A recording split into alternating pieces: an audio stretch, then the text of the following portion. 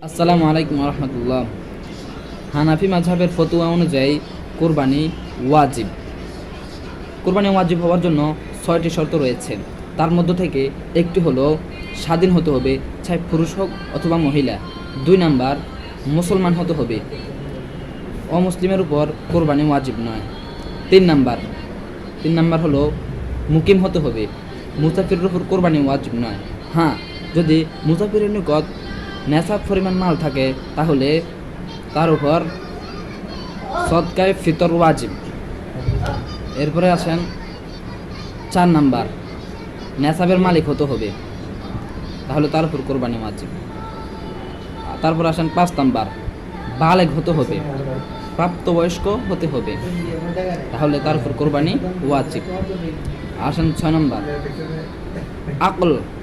আকল থাকতে হবে, বোধ শক্তি সম্পন্ন হতে হবে, তাহলে তার উপর কোরবানি ওয়াজিব।